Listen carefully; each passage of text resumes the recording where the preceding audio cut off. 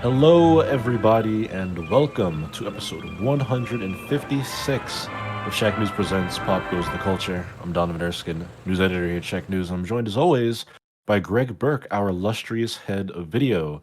Greg, happy Thursday. Welcome back to our regular time Happy slot. Happy Thursday. We made it. We made it through the week almost. One more day. We have, yeah, Thursday, I like to call it Friday Eve, is upon us once more.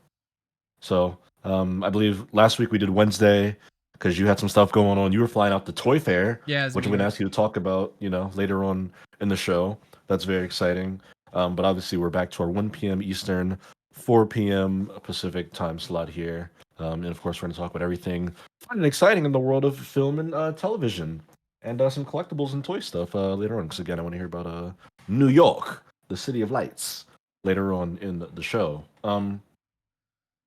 Speaking of news, this was the one of, if not the biggest night or week in Hollywood of the year, just this past Sunday because the Oscars happened, aka the Academy Awards. I believe it was the 97th Oscars. This was. We talked about it when they announced the nominations. So I think it only makes sense to go through and look at some of the big winners here. Before I get into that, I personally want to review just the show itself because I'm gonna reveal a little secret about myself. I like watching award shows. I like award speeches. I like the Oscars. I'm a fan of them. When I was in LA last year, I went to the Oscars Museum. I love the history of it. I like comparing performances and stuff like that. So I always look forward to the show. And I think that this year's ceremony was actually pretty good. It was I think it was pretty good. We had Conan O'Brien hosted this year, Greg, which I believe was his first time ever doing it. Boy, is he great.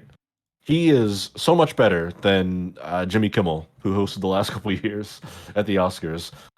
Conan is funny, but he does a thing where like a lot of his jokes feel more like either self-deprecating or like in good fun and with love than more like punching down. Like I think that an issue a lot of times with award shows and even the Oscars is that a lot of times they just kind of like shit on themselves. Like a lot of the jokes are just like this movie's dumb, blah blah blah. And it's like it feels like the show doesn't like movies that much, but this show actually felt like a celebration of just really good movies, and I enjoyed it. We had a good bit where he like did like he was in the substance and he like crawled out the back of Demi Moore skeleton body and whatnot. It was very funny. They had some good references. They had the freaking Dune worm on stage playing the piano. There was a good like silly energy to it. And then of course, you know, they made a couple changes this year. They usually perform all of the songs nominated for Best Original Song. They didn't do that this year, but they did perform some stuff from Wicked, Wizard of Oz, even The Wiz, which I liked. My girl Ariana Grande sang "Over the Rainbow" from The Wizard of Oz on stage, which I thought was awesome. But they did cut a lot of the musical performances this year, which was meh. But I want to go through and talk about some of the big winners here. Let's see. Adrian Brody won for The Brutalist. That was his second Oscar. It's a great performance in that movie. I just watched that last weekend. Kieran Culkin, Greg, brother of Macaulay Culkin, won an Oscar for actor in a supporting role for a movie called A Real Pain, which I also watched. It's him and why am I drawing a blank on? Is it Andy Sam? No, it's not Andy Samberg. What's the name Lex of Lex Luthor in the Luthor? Snyder Universe. Yeah. But he wrote the movie. Jesse Eisenberg. Jesse I don't Eisenberg, know how yeah. I blanked on that. Yeah, it's a movie about him and Jesse Eisenberg. Essentially, their grandmother dies. She's Jewish. They go back to like Poland to like kind of learn more about their history and their religion and stuff like that. It's like a good like two-hander. But he won an Oscar for it. He had a very funny acceptance speech where he talked about how like when he won an Emmy last year, he like asked his wife if they could have another kid, and then she was like, "Oh, I'll give you like another kid if you like win an Oscar." And then he won an Oscar. He told the story on stage. It was very funny. Um, Squires in the chat. Squire said, "Did the substance win anything?" Yes, the substance did win something. I'll tell you exactly what the substance won. The substance, I believe, won yes, best makeup and hairstyling, which we actually just saw a little bit right here on stream. That Greg's got this video playing here, where you can see they made Demi Moore look insane in that movie, especially in the final act. Yeah, they won Best Makeup and Hairstyling, which is really cool because horror movies very famously get no love at the Academy Awards. I believe was it The Silence of the Lambs is still the only one to win Best Picture. I think that's the record, maybe. Um, but yeah, very rare to see horror get nominated and even win, so that was pretty cool. It did lose in some other categories. I'm going to go through some more here. Best Actress in a Leading Role went to Mikey Madison, who's also on screen right now, or she was when I said it. But she played Honora in the movie Honora, which is about a dancer slash stripper at a club who falls in love with the son of like a Russian oligarch, and they just go on this crazy adventure of like a ghetto Cinderella sort of story. Um, and she's great. She's the first Ghostface to win an Oscar. Everybody, Mikey Madison from Scream, There you go. 2022, won an Oscar. She's also in. Yeah, they show her. They show her. They take the mask off. Spoilers, guys. She was also in Once Upon a Time in Hollywood. Phenomenal in that movie. So good. I loved Nora. Great, great movie. Um, as far as that's the only winner I've seen The Substance. You picked a good one. That movie is so good. I know a lot of people wanted to see Demi Moore win for The Substance, just because one, she's been acting for so long. This is probably one of the best performances she's given in her career. You feel like she's earned it at this point. I agree, she has. She did lose, but God, Demi Moore is so good in The Substance, and it would have been cool to see her win as well. A lot of people have made the joke that her losing the Oscar is like kind of fulfilling the plot of the movie because the entire movie The Substance is about an older actress kind of getting phased out by Hollywood and being replaced by younger, more attractive women that are, there for like Minna Aguilera, and then obviously Mikey Madison's very young and beautiful actress. So I've seen a lot of people making that joke, which it's very funny. But want to jump on some more here. Animated film Flow. Greg, they made a movie in Blender, and it won Best Animated Movie. It's a A lot of the stuff Latvian you reviewed film. too on the show, like you reviewed that on the show as Yeah, well. Yeah. it's almost like Donnie's got some good taste here. I'm pulling out some good movies. I got my finger on the pulse. I reviewed Flow on this show like 3 weeks ago. I did not mean to rhyme like that. That was weird. But it's an animated film, Greg. They were working on it for 5 years. It's a Latvian team of like 11 people that made this movie in Blender, which they used to animate freaking video game cutscenes. And it's a feature-length film about a cat in the apocalypse trying to survive a massive flood. There's no words. It's all just sounds because obviously animals don't speak. Silly. And it won Best Animated Film over Inside Out 2, over Wallace and Gromit, over Wild Robot, and it's the first Oscar uh, ever won by the country Latvia, I believe. I don't think that country's ever won an Oscar for any movie, so that was really cool to see. Let's go through here some more. Wicked won costume design, of course it did. Anora also won best director. Let's see. Best feature film was I'm Still Here from Brazil, which I saw Brazil went crazy for that movie. That's probably why the ratings were so high on the show because everybody in Brazil tuned in to watch their movie win. See, if there's anyone else I want to call out. Then, of course, Anora won Best Picture. That was the big winner of the night. Wicked got production design. Um, Dune Part 2 won Best Sound, which, that movie is phenomenal. Also won Best Visual Effects. It's a phenomenal looking and sounding movie. Conclave won Best Adapted Screenplay, which I just talked about. Uh, Maybe the very last show we did. Um, so yeah, it was good. I believe that they said Adrian Brody's speech was the longest speech in Oscars history. It was like 5.5 minutes. He was just talking and yapping and yapping. He wouldn't shut up. And then they finally started playing the music. And he was like, stop the music. He's like, I know what I'm doing. I've been here before. He kept going and going. Oh, Squire saw Flow. Nice. Yeah, Flow's really good. I believe it's on Max. You can watch it. Um, but yeah, it was a enjoyable show. There were no major incidents. It feels like the Oscars doesn't go like 3 or 4 years without there being a major incident or issue. Obviously, look back at 2016 where they announced the wrong fucking movie for Best Picture by accident, and they had to tell everybody get the hell off stage so the right people could accept the award. Obviously the infamous Will Smith slap a few years ago when Chris Rock was hosting. Um, so yeah, I believe even a couple years ago, Al Pacino was presenting Best Picture, and he just forgot to say the nominees. He just said the winner. He just opened the envelope, was like, "This one won." So yeah, it's always whenever you got live shows, especially with dozens of drunk famous people who don't give a shit, bad things are bound to happen. But this was a Yeah. pretty. This show went off without a hitch. It was a solid ceremony. Feel like a lot of good movies came out last year. Obviously, there's some stuff I would have liked to have seen win. But I don't know, as somebody who enjoys watching the show, I did not walk away feeling annoyed or angry at it. So there goes my long-winded review of the 97th.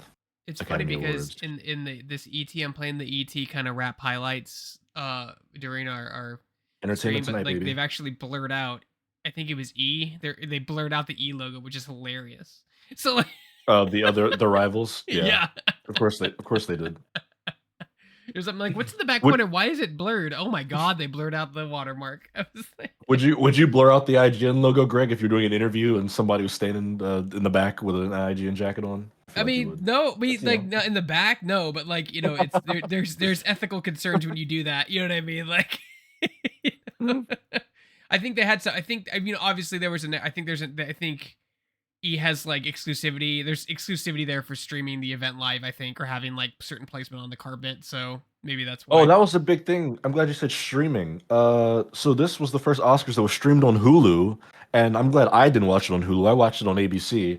But apparently, one, the stream was shit. People couldn't get the load, and then two, it just ended like 30 minutes early. Like they just ended the stream.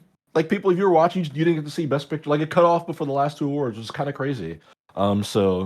Disney, figure your shit out. You own so many streaming services, and Disney, figure you your have the money shit to run out. them.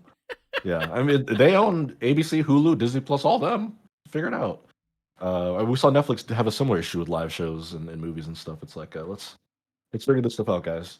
Um, but yeah, it was a jolly good show. I hope that they get Conan to come back as a host again because I think that really does make a world's difference when the host is not being snarky and annoyed and weird about stuff. So there you go. There you have it. But Greg, I just mentioned Disney needing to get their shit together. Um, I don't know if you would classify this as getting their shit together, but things are changing over at Disney Plus because they have canceled their Tiana show, which if you don't know Princess Tiana, she's the protagonist of The Princess and the Frog, 2009, classic 2D Disney animated movie. One of the last ones they One of the really last made ones, before yeah. they transitioned into full 3D, yeah, for all their stuff. They were working on a TV show about Tiana that they canceled, which sucks and could definitely be read into that decision. But then even further, their Walt Disney Animation is just gonna stop trying to make long form animated TV shows for Disney Plus. When they launched that streaming service in 2019, which was gosh, almost 6 years ago. I believe it launched in November, so you still got some months.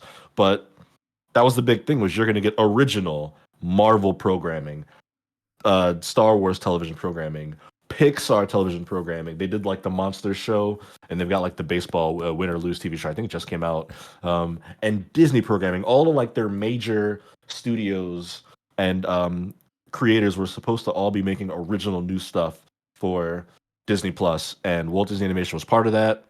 And at some point in the process, they realized, actually, nope, let's not do that anymore. They announced this show back in 2020, Greg. Obviously, Princess Tiana is Disney's first Black princess. I remember this movie was a big deal when it came out. Me and my family all went to go see it. Yeah, we I saw it. like it We quite saw a it in bit. LA when it came out Yeah, at the El Capitan Theater. yeah. They do all their, they love doing the premieres there. Um, yeah, it's supposed to get a show, but now it's canceled and it'll never see the freaking light of day. So I've seen people arguing about this, Greg, because if you didn't know, they just put out Moana 2 last year.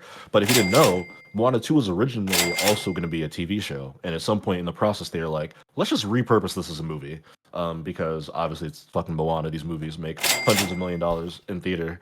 So a lot of people were like, hey, why didn't you do that with freaking Tiana the show? Why didn't you just make this Princess and the Frog 2 and put it in theaters? Why are you just going to destroy it and not release it ever? Um, but yeah, Greg, don't expect any Walt Disney animated television shows on Disney Plus, buddy. It's interesting because like there's like stigma under Disney sequels because I don't think it wasn't until recently they really don't know how to do them. Like they didn't like in the 90s you had your Beauty and the Beast and you had your Little Mermaid and you had Aladdin and then you got your Aladdin 2 straight to DVD, your Beauty and the Beast 2, 3 straight to DVD, Little Mermaid 1, 2, 3 straight to 2, 3 straight to DVD. Like sequels, like animated films didn't generally get sequels. I mean, and like this is like the peak, arguably the golden age of Disney, right? Now Right. that's obviously that's changed. That's changed over the last few decades, right? You have Inside Out 2, you have Moana 2, which I'm gonna keep hitting that because it made $1 billion at the box office, which I'm sure has something to do with this decision. Is they made $1 billion? I'm not even hitting it. I'm not even hitting it anymore. It's just going off. Yeah, Moana 2 made like over $1 billion in the box office, and I think they're just like, oh yeah, theaters aren't dead. Quick, more sequels. We need more sequels. We need more sequels to 3D movies. But Mhm. that's what's interesting, right? Like, I mean, you weren't even born yet when they were making these terrible. And to be honest, like a handful of them are good, but most of them are bad. Most of the straight to DVD bin trash animated sequels are bad. You know, the Beauty and the Beast ones are terrible. The only one that I can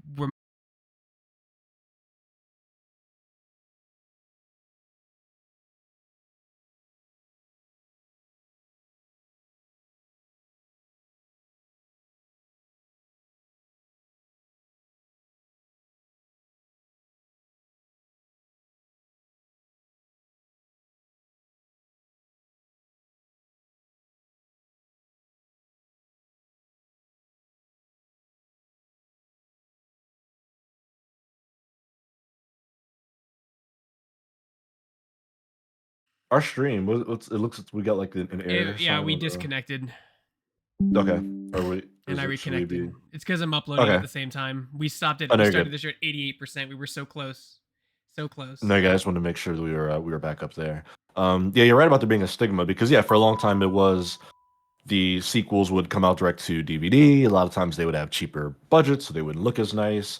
In some cases, they wouldn't even retain their main voice actors, so you would either have new characters or recast roles. There was a very much like lesser than feel and vibe to Disney animated sequels for a long time. So you're right. Yeah, it is hard to get people to care about that stuff. Um, I want to read a little bit from this report here. They say that sources say that despite best efforts, including several changes to the creative team, the Tiana show ultimately could not get to where it needed to be given production costs. So seems like it might have been a budgetary issue. Maybe they weren't willing to spend as much on it to, fulfill whatever vision they had for it. Um, Obviously, the article mentions that just last year they revamped Magic Mountain They at did. Disneyland and Yep. turned it into Tiana's Bayou Adventure. So the character is still kind of sticking around in a way. But I'm like you. I'm like it'd be really cool to see a sequel to that movie. I'm sure at some point they'll get around to it on the live action carousel. It's got to be late in that pecking order because we're still going through like the Snow Whites and shit at this point. But I imagine that's a matter of when, not if, they'll do a live action Princess and the Win. Frog. Yeah, they definitely win. Um, but yeah. So again, not only the show shutting down, but we're not going to get any no animated Walt Disney shows, Greg. I'm sorry to break that information to you. I I mean, know like you're I really think torn up that's about it. they had always struggled with how to deal with the streaming services a lot. Not just Disney. A lot of people don't really understand how to do it because TV has been cemented in the whole like distribution of film and doing that thing like that. That's what they're used to doing. They're like all these execs aren't used to what VOD on demand streaming services do. It was a learning process, and none of them seem to be learning. So basically, what this tells me is that like, oh, we'll just pull out and then we'll like have a theoretical run for 6 months, and then we'll put it on the streaming service after it makes $1 billion or whatever. And if it's bad, we put it on faster, right? That's the whole thing. Because now that it seems that the pattern is you make a movie, you do the marketing, it releases in theaters for if it's a good movie, stays in theaters for 4 to 6 months, gets put on, rent on Prime Video for a month, and then finally goes to the streaming service as like the final DVD syndication type of thing or cable situation how it used to be. It's just a bunch of like people who don't understand how the streaming services work and how to make it profitable because they want that subscription. They want those people to keep paying the subscription cost, but they're not sure how to get them to do that without putting new content. It makes sense to me. Most of the stuff we watch on subscription services are stuff we've already seen before. Like kind of like just I treat it like a vault of stuff like that. When The Office left Netflix and went to Peacock, that sucked because I think we watched that like all the time. But like Yeah, with that was a the big one. Disney stuff particularly, like it should be a vault where things live after they've had their run and made $1 billion or whatever. Like even Netflix is having difficulty. You know what I mean? Like they have their wins here and there, but even they're having their difficulties where if something they put too much emphasis on new programming, they lose money, lose subscribers, or hemorrhage cash. But you know what? Like I think it's here to stay, and I think there always have the people who will go see it in theaters, and you also have the people who want to see it at home. They just have to be more patient, and look, I've been that way too. Like growing up, like if we didn't miss something in the theater, it would take 6 months to a year to come to video, and we just waited for Yeah. it to come on video. Not a huge deal, but Mhm. definitely disappointing because you do want some new content. but maybe it doesn't have to be the Yeah. AAA $200 million price tag content that everyone seems to want to watch all the time. It doesn't all have to be Star Wars. Because remember, Donovan, they were throwing everything in the kitchen sink at the streaming service for a hot minute. Like, how many Star Wars shows did you get? Like in a course of a few years, like 3 or 4. It was like Yeah. just scale back. Just scale back, figure it out, take some of that Moana money. Let's hope there's no layoffs at the animation studio after it made that money. That's a good point. That's a very So good point. Yeah. And you're right about these studios just like not knowing how to run and sustain a content library for a streaming service over many years. Because at the end of the day, it's new territory. You know, there is mhm. no blueprint. There is no studio was doing this 20 years ago or even really 10 years ago. Netflix was just starting to do original programming. Um, so yeah, they kind of are just seeing what works and what doesn't. And we're far enough into this now that we've seen a lot of what does not work. You know, Yeah. they've all shown us that pretty handily what does not work. Like there was certainly a honeymoon period in 2019 where Disney Plus launched in November, and on day one they had season one of The Mandalorian. You know, and it was like such a celebrated show, and you know, even you were like, "Wow, this is really good." And there was that feeling like, "Whoa, like we're in a new era of like Star Wars and Marvel, and seriously, this is gonna be such a cool thing to have in our living rooms." And then it's like, yeah, 5 or 6 years later, it's like, well, at this point, we've had more bad than good. Um, you know, at this point, you probably don't even know that a show came out about a series you like 2 weeks ago. Um, and it's just that gloss is completely faded from them, and that's not just Disney. It's Netflix, it's Prime Video, Max. They all have that same issue. So yeah, I mean, somebody's got to figure out how to run one of these things and make money, and not also torpedo your IP in the process, or else they'll all just go up in flames. Sony, I think Sony But honestly you know, has a best handle on it than anyone else because Sony didn't came late to the party. They don't have their own streaming service, so instead their properties move around from Amazon to Netflix to Hulu to Tubi. Like they move their stuff around a lot, like their library. Like they had it right. I think there's too many platforms that people that you they want you to sub to. You know, you have Peacock, you have Paramount, you have HBO, you have Netflix, you have Hulu, you have Disney Plus, and I think there's a mhm, few other ones in there too. Just there's too many, and like Sony has it right. You take your library and you license it out and spread it across the board and get streaming fees. Like that's what you instead of investing hundreds and millions yeah, of dollars into infrastructure and original programming for your site. So yeah. I'm sure Sony's happy that they don't have a Sony Plus where they've like promised to, you know, right, have original shows and movies and shit every month. It's got yeah. to be a large headache just to not worry about. Because yeah, I mean at this point, you know, all these services are on the hook for millions of subscribers that want stuff. So we'll see how this goes. It's been an interesting story to follow over the last several years. Before we get into our next story, I want to remind folks to follow the live stream. Hit that notification bell so that you're made aware every single time the Shacknews Twitch channel goes live, which is almost every single day because we've got shows all week, every week, including Indylicious with TJ Denzer, the Steve Tendo Show Monday through Wednesdays. Of course, you got variety hours here at Shack News.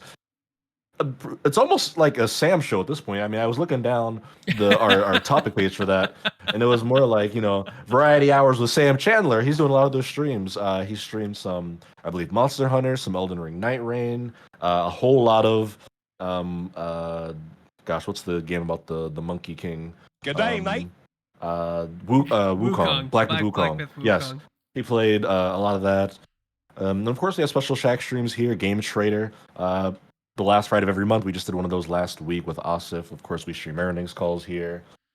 All sorts of fun stuff on the Shack News Switch channel. You don't want to miss it. And of course, you should find us everywhere else on the internet because we are at x.com/Shack News. We're on Instagram at Shack News Media, Facebook, just Shack News. And then, Greg, tell them about our one, not two, Yeah, but three. three YouTube channels. Holy cow. What's going on over there these Three days? YouTube channels. Yeah, we have three There you YouTube go. channels. Three. We have Shack News VODs, which everything lives there. That we do this afterwards. It's just a place to just dump kind of our live stream as is, so you can kind of see it because Twitch now has limitations on that. And then we have Shack News interviews, which made my jaw drop. There was someone over the course of when I was at on assignment that was like, no one covers indie games anymore, and I kind of went to our Shack News interview site and I was like, okay, like over 6,000 something videos of like games big and small. Okay, people cover them, just Google doesn't put them anywhere. So, but we have that Yeah. for all our interview content. And we have I don't think I could say we have interviews going up tomorrow for a kind of a big game. Yeah. I don't know what I can say or can't say. So we have interviews That's going all up right. Big tomorrow. game. Yeah, for a big game. And then of course we have Shacknews, which is where everything lives. It's so messy right now because I hit the ground running on Wednesday, so I haven't had time to clean it up. But we got a bunch of WW2K25 footage up. We have more gameplay for a big game coming tomorrow up. I'm getting split fiction stuff after this. Bill just sent me Marvel Snap gameplay. It's just Oh yeah. basically sitting down, people grabbing me and telling me to go here and here. I was like, okay, got it. All right, we're doing it. We're doing this. We got it. I got it. Lots of stuff. Lots of good stuff. Features, video reviews, previews, top tens. You know, whatever. We have lots of new content and cool backlog content. So check that out as well. Enjoy that, all that footage, my good man Greg. You do a lot of great work over there, and we appreciate it. And then, of course, lastly, folks should join us on our official community Discord server. This will work. Yes, I got the command right this time. There you go, boom. We'll jump in. Tell us things to talk about on this show because we will see it and we just may consider it. Greg, next story probably won't be a long one, but it was big enough news I figured it was worth talking about. We got our first look at Shrek 5. They put out like a 20-second video to announce that Zendaya is going to be in the movie as Shrek's daughter. She's in like 7 movies next year, with Spider-Man and Dune, and now Shrek, and I think she's got some indie stuff she's doing too. She's in the new Euphoria season. Gonna be a busy year for Mrs. Tom Holland over there. But we got the new clip. We can hear the voices of Eddie Murphy, Cameron Diaz, Mike Myers, whoever plays Pinocchio in these movies. And then at the end we see Zendaya. We hear Zendaya, who's playing Shrek's daughter, who's all grown up. She's got like like makeup and like a new hairstyle and all that. Greg, this whole announcement sent the internet into a little bit of a tizzy last week. It's got 11 million views in 7 days. Can you guess why people were just so abuzz about this this teaser trailer? Yeah, it's the animation style. His proportions are also slightly off. Yep, it's the animation style. There was a lot of side-by-side tweets going viral being like, this is what Shrek looked like in 2001, and this is what he looks like in 2025. DreamWorks, what have you done? A lot of freeze frames, people commenting on the way Donkey looks, the way Fiona looks, Shrek's eyebrows, and the way his eyes are adjacent to each other. All shit that he was pointing out, getting upset about, arguing, defending. I'm like, first of all, did you people forget that they made the first Shrek movie for like $300 and bus tickets? Like that movie was 2001, wasn't it? It was like super, like. Also, it was made like 5 years after the first CG movie ever. I mean, what are we talking about? Animation is so different now. It looks fine. Also, clearly they're doing a story that's set in, like, time has progressed. In the last Shrek movie, his kids were babies. They were, like, shitting themselves in diapers. And his daughter is, like, not a grown woman, she's walking. Time has passed. Shrek's old. That's the point of the movie. He's old. They're showing him Shrek talk, and he's like, what's this, children? So obviously he's gonna have weird wrinkle lines on his face, and his head's gonna be all freaking dried out like an onion, whatever the hell. He's elderly Shrek, guys. We're getting an old Shrek movie. That's fine. There was nothing wrong with the trailer. I was like, cool, and I moved on with my life. But people just like pigeonholed it in and focused on everything. Like it's Sonic all over again. I was like, no, it's not. It's really not. I'm so sick of trailers coming out for either animated movies or live action movies with like CG characters in them, and then people being like, oh, this is gonna be another Sonic. We can get them to change the You're not going to convince DreamWorks to change the animation to Shrek 5. It's not how this works. And part of me, I start to regret that fucking Paramount ever even did that for you people. Because now people just think that they can will animation designs to change on tweets. Relax, everybody. That studio went under, too, that did that. They went under, and like people were like, good. I'm like, not good, because somebody approved that, and then through a contract loophole they went under because they had to redo everything at the same cost. They had to make basically they had to do 2 visual effects, 2 models for the price of one, and the company that did the original Sonic is no longer in business. And that movie just made like $1 billion. If they're going to make $1 billion, they're gonna make those until like people are so sick of them you can't watch them anymore. Like, which is obviously what happened to the Shrek franchise. People were like, why did it take so long? Because burnout is real, and you got 4 Shrek movies and a bunch of spin-offs, and kind of people just got burnt out. Like, that's just what it is. Burnout is real. Like, that's just what happens. They did 4 in about 9 years, I think it was. I think the last one might be like 2010, I think, Shrek Forever After. Yeah, people got tired of them, and also they just got worse. The first 2 were great, and then the third one was and then the fourth one was not good. And that will also wear people out. Didn't they do like a push? They did a Puss in Boots. They did like, a bunch of Puss in Boots stuff. The last Puss in Boots movie was phenomenal. They did one in like 2022 or 23 that was like Spider-Verse animation and style inspired. It's an excellent looking movie. It's a great like one-off story. I wouldn't be surprised if the success of that movie kind of prompted them to be like, okay, it's time to do some more Shrek stuff. Um, I went back this past week, no, a few weeks ago, Greg. Me and my friends, we like to do movie marathons like once a month. We watched all the Shrek movies. Well, the actual Shrek, like one, two, three, four. We didn't do Right. spin-offs. We watched the four numbered Shrek movies for the first time, and I mean just so many years of my life. And watching them, I had a few thoughts. One, the first two Shrek movies are still so good. Yeah. Specifically Shrek 2. Shrek 2 is so phenomenal that I mean, like watching it, we were like belly laughing at that movie. I'm like, this is so good and funny, man. This is a funny ass movie. Also, so mature. The Shrek movies are so mature. I was watching them. I was like, I cannot believe I was 6 years old watching Shrek 2. And like my mom was like, that. I mean, I know she's probably shaking her head. They have the scene where they're like, it's supposed to be like cops, but it's knights, and they're like Yeah. arresting Puss in Boots on the street, Yeah. and they pull a dime bag of like a powder substance, That's not mine. oh, what's yeah, like this cat. He was like, that's not mine. I'm like, how was this in this movie? They say damn, they say hell in the Shrek movies. Shrek 2 has a scene where it's when Shrek's turned into a human and he's like dangling in the tower, and they're trying to get Pinocchio to lift the chain or whatever the hell off, but they need him to lie so that his nose grows.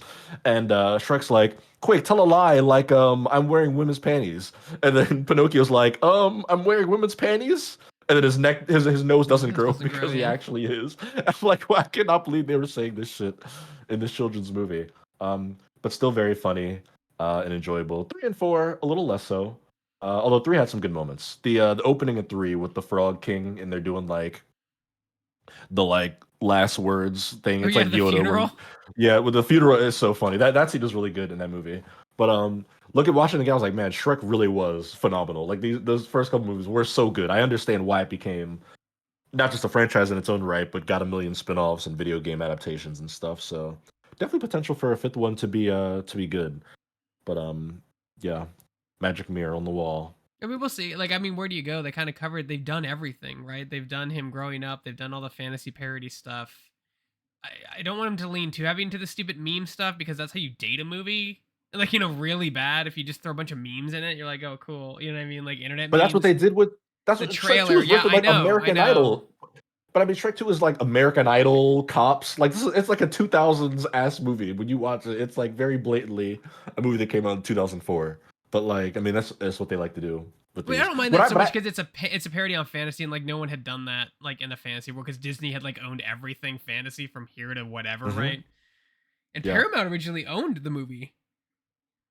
If people forget, like Universal bought Yeah, it well as they distribute it. Yeah. yeah, so it was like Mhm, Universal, DreamWorks did it, so they had the rights, and then Paramount distributed. mhm. But like it was Yeah. huge. It was a huge hit for a while, and like like it was a big cultural shock for thing because no one had seen. It was like animation was still coming out and figuring out its own after Toy Story. Like I said, Disney owns everything, so it's great to see like Snow White and Seven Dwarfs and all these like old fairy tale books in a different Public domain interpretation. stuff. Yeah, Yeah. yeah. Mhm. So I'm not sure I where was they go with five. I guess being a dad, like, are we the target audience? Am I a target audience now because I'm supposed to be a You dad might now? be, Greg. You might be, yeah. You're a no dad, like a dad with no kids, but you're in the dad Maybe. No, age maybe the range. same thing when I watched like Um, Encanto. They're like, it's all about family, and I was like, family's fucked up. Don't relate. I'm sure it's a good movie though. If I had a good. um, yeah, I don't know. It's interesting. I had this conversation with my friends though, because we were like, they cover pretty much all the public domain fantasy stories in the first four Shrek movies. You get Yeah. like Rapunzel, Sleeping Beauty, Snow White, Cinderella.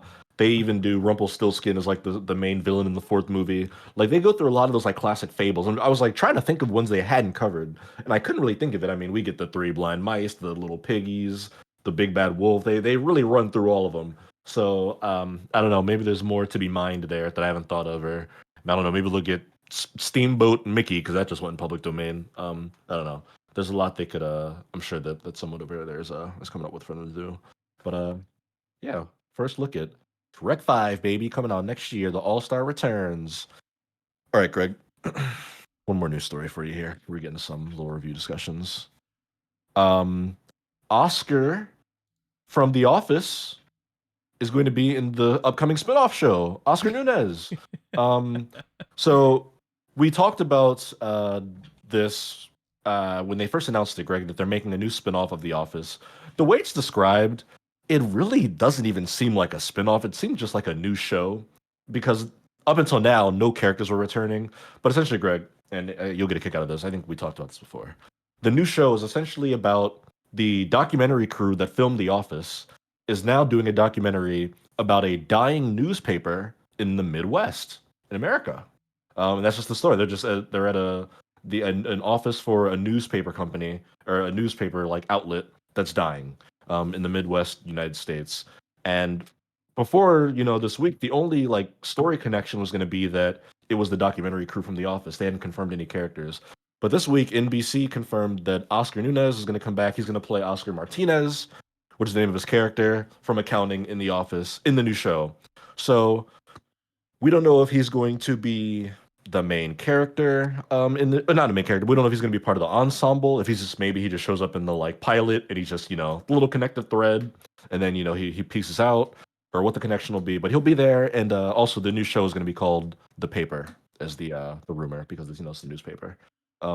So Greg, as an Office fan, are you excited to see Oscar Martinez show up in the newspaper spinoff show? I mean, he's an accountant in the show, right? His character is, so that makes sense. Like, I mean, it's the thing about The Office is it's relatable to a lot of levels to a lot of people, especially if you've ever worked in an office. I worked in an office, so you always have You don't relate to dying media companies. right. Yeah, not at all. Yeah, like paper, like how do we survive? Right. That's like Mm. in like The Office is originally about like a distributor, right? Like it's the person, the in between stuff that is slowly going away, right? Oh, we distribute the paper, we don't make it, we just work with the mill, then get it to you, like the middleman people that are going that's slowly going away. And now we're seeing the same thing with journalism and newspapers and news and stuff like that because everything's digital now. I'm interested to see it. I'm what they could do with it.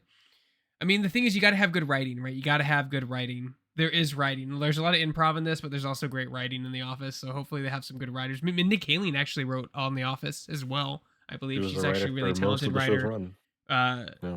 on certain projects. I'm not a fan of her Scooby Doo writing, which was kind of weird, but everything else is pretty funny that she's done. Mhm.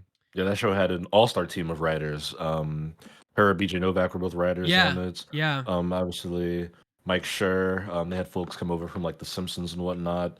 They had a great all-star cast of people making that show.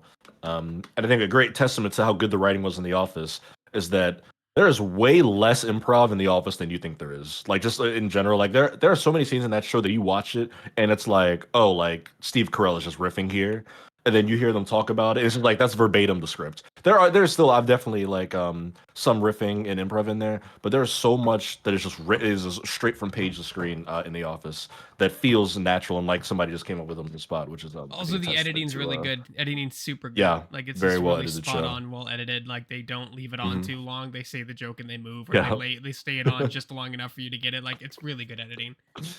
Yeah, and I believe the original creator, it's not Mike Schur, it's another guy who made the show. He's coming back to create the paper. So original creators involved.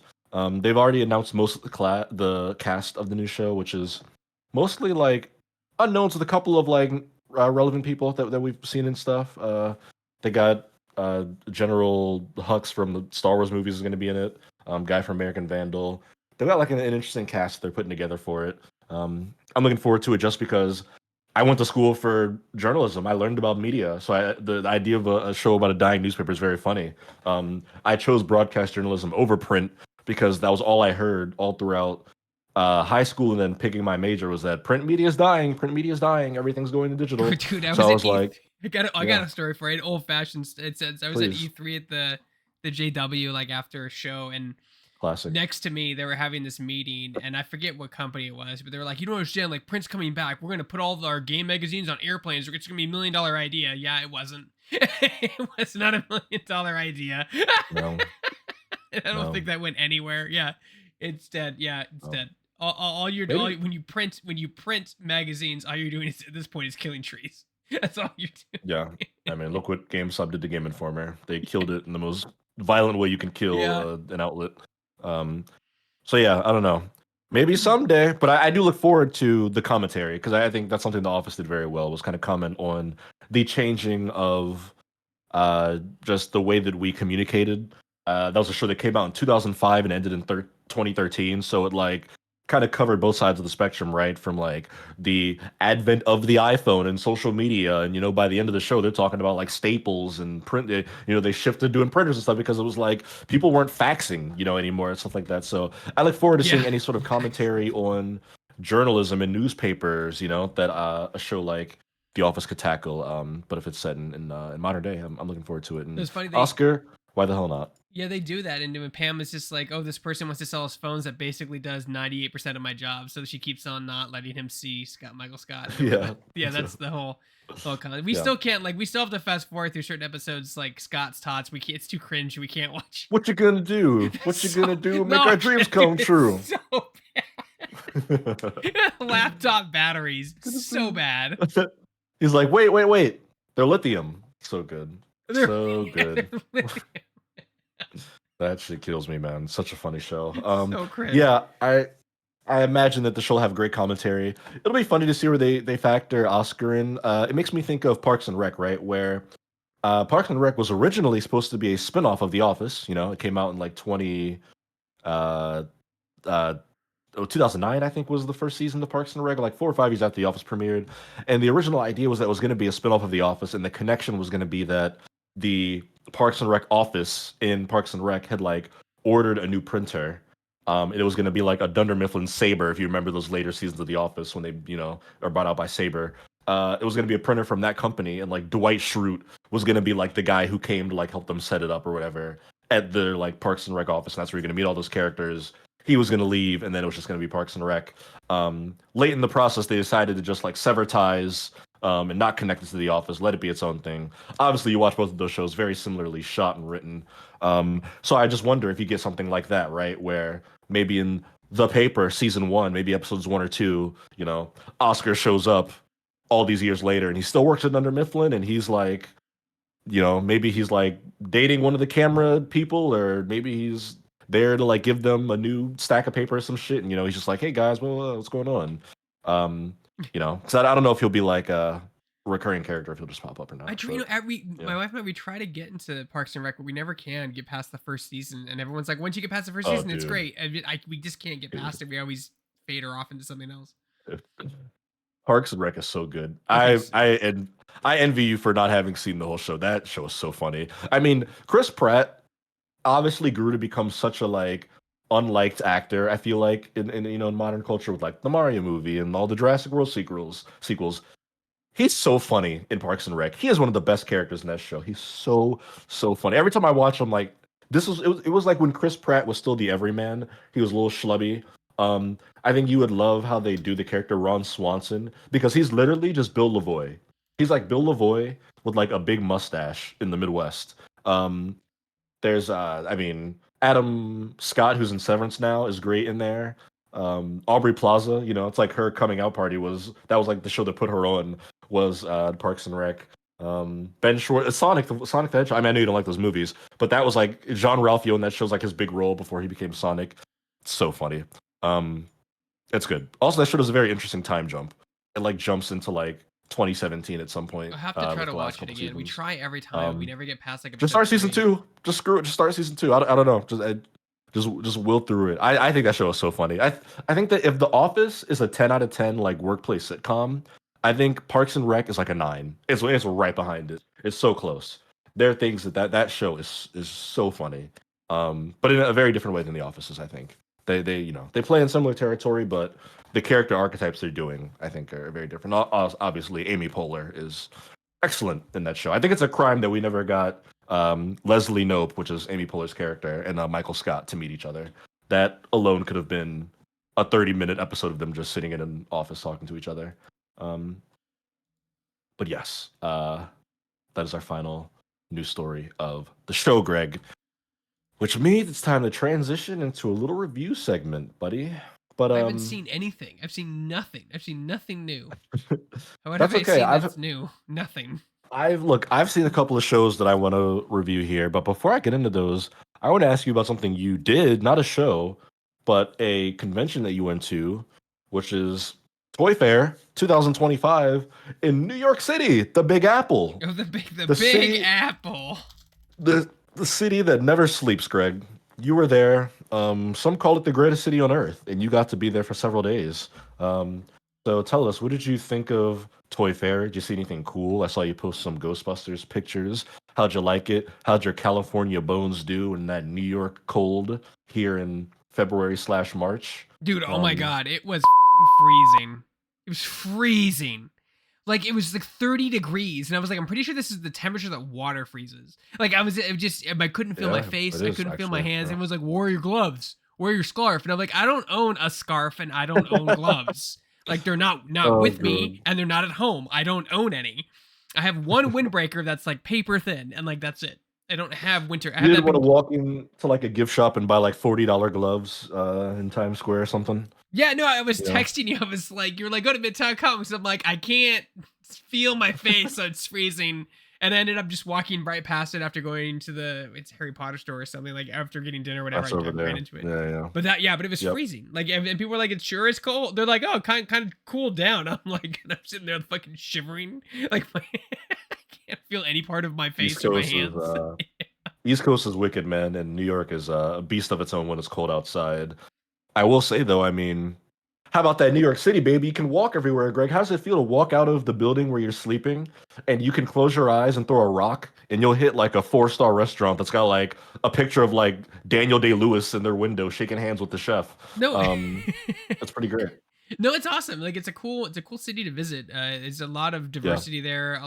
It's a big melting pot. Like we don't really. I mean, people say California's a melting pot. Kind of, not really. Like I live in LA. It's not nearly as diverse as New York is. Lots of No. stuff to see. There's a ton of different. There's the Iron. Like I mean, I could walk. I stay at the Moxie New York Times Square, which is like 4 blocks away from the Empire State Building. It's a great, and like they're short Hmm. blocks. If it wasn't You used to walk to the freezing, Javits Center, you know? yeah, wasn't Yeah. freezing. Yeah, Travis Center was like half a mile away, so it was a nice brisk Hmm. walk when it wasn't freezing. I think I took an Uber the Yeah. last 2 days because it was just freezing and I couldn't feel my legs. We But gotta find something for you to go to in like June in New York. It's tough because Toy Fair's in like March or February, and early then New spring, York yeah. Comic Con, yeah, New York Comic Con, which I go to every year, is in October, and by October it's cold again. So yeah, we got to find something that's like in the summer to do out there. The only summer event I can think of is Anime New York City, which I've never been to, but it's like the second biggest anime convention outside of Anime Expo, which is in LA. But yeah, I like New York. I've gone very much for many. I've gone to so many Shacknews like preview events. Nintendo famously does stuff in New York, so every when I've gone to do like Yeah, I you checked get out Tears of stuck the on Kingdom. the bus to the train rides, right? So do you, I've done it. When we did the Tears of the Kingdom preview, we got to play it before it came out. I took that goddamn bus from Baltimore to New York City. It was a 3 hour ride. I played Tears of the Kingdom for about an hour, hung around for about 15 minutes, got some food, came back to Baltimore. I mean, it was, I was doing it for Shack News, baby. But yeah, we get a lot of stuff up there in New York, which I've handled for us from time to time. so what It's a like nice city. I like that's a visiting. bus though. Like how like if you got in your car and drove, would it take are you like 120 miles away from Manhattan? Like Um, Probably like 150. okay, Probably yeah. like I'm like 150 miles. 130 Yeah. from San Francisco. So like yeah, but like the thing is we don't have Yeah. a bus that goes. Our public transit in this state sucks. So we don't have a bus that goes to Luckily, I live near a major metropolis with Baltimore, so yeah. I can the So stop. It's a great situation. I know I make it sound like grueling, but it's about 12 minutes from my apartment is the bus stop. I get on, and the bus drops you off, right next to the Javits Center on like 11th Street. On like I think it's 7th and 11th, or maybe 7th and 12th. Yeah, it's great, and I'm right there. If I'm going to like anime or not anime expo, New York Comic Con, it's a straight shot for me. I could drive, not going to. I'm just not going to drive in New York City. I refuse to do it. That's not for me. Just being in an Uber in New York City is already stressful no, yeah, enough. you don't want to Cross, drive. I mean, the yeah. taxis and Ubers were insane. I think that the airport, I flew out of Newark and it's like what 15, 20 miles from Manhattan, and it was like $110 Uber. Oh yeah. And Hmm. because That you sounds look right. at the receipt and it's just like it's like congestion fee, it's like toll fee, this fee, this fee, this fee. I'm like, oh my god, like it's crazy. It's pretty gnarly. Yeah, then you got to drive to the Lincoln Tunnel, and that's like it's like you're driving through a goddamn government base. No, yeah, I don't want to do any of that shit. Didn't they make a movie with? They made a movie. Isn't Daylight where like the Lincoln Tunnel collapses and like there it's Sylvester Stallone. He has to like get people out of the tunnel. It's called Daylight, I think. I'm not familiar with that movie, but I believe in Independence Day we also see Lincoln Tunnel collapse. Don't we see Will Smith running through Lincoln Tunnel, or maybe that's a different tunnel because I was in DC. Yeah, I don't know. Lincoln Tunnel has been featured prominently in a few movies though, or maybe it's I Am Legend. Is it? There's a movie where Will Smith's running through the Lincoln Tunnel and things are going bad fast. Um, It is cool to but see yeah, I that mean, yeah, stuff. On it's the yeah, greatest city in the world. Some say.